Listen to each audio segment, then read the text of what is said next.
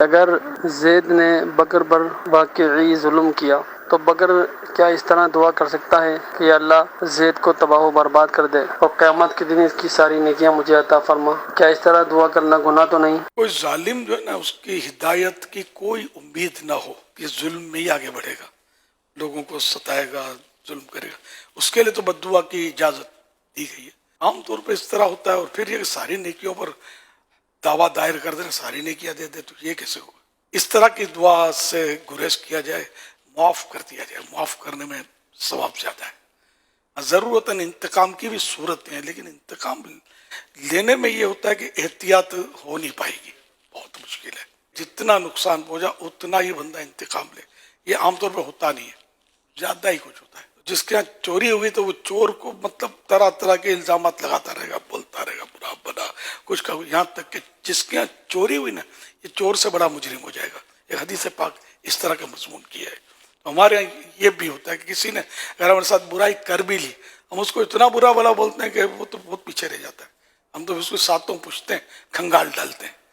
تو بہرحال یہ کہ ظلم کا بدلہ جو ہے یہ درست یعنی صحیح یہی طریقہ ہے کہ اس کو معاف کر دیا جائے۔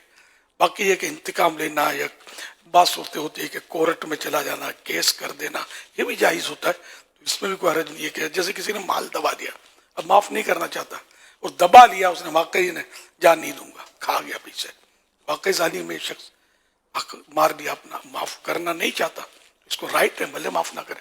اب یہ اس کے لیے اس کی کوشش کرے، لیکن کوشش جس طرح کہ اس سے مطالبہ کرے، سمجھائے بجھائے، وہ ایک صورتیں ہیں، ورنہ پھر یہ کہ مارا ماری بدماش آگے کرنا۔ اب یہ ہوتا ہے بدماش لوگ جو ہیں یہ فیصلے کرواتے ہیں آج کل، آدھا تیرا آدھا میرا، اور گناہ اور دھمکیاں اور فائرنگ اور بہت کچھ ہو رہا ہوتا ہے ہمارے معاشرے میں، یہ بہت سو کو پتا ہوگا کہ اس طرح بدماش لوگ فیصلے کرواتے ہیں۔ یہ تو بالکل ناجائز صورت ہے، اس طرح نہیں ہونا چاہیے۔ البتہ یہ کہ جیسے پولیس کیس کیا، کورٹ میں گئے، تو یہ اس کی یہ جائز صورتیں موجود ہیں، یہ کرے۔ اب یہ کہنا کہ یہاں بھی انصاف نہیں ہے، وہاں بھی انصاف نہیں ہے، وہ ایک الگ صورت ہے، لیکن یہ صورت یہی ہے کہ جو ہم آفیشلی اس کا مطلب ہے کہ کورٹ کے ذریعے ضرورت ہے تو یا کوئی اچھے آدمی بیچ میں ڈال کر فیصلے کروائے، بدماشوں سے نہیں۔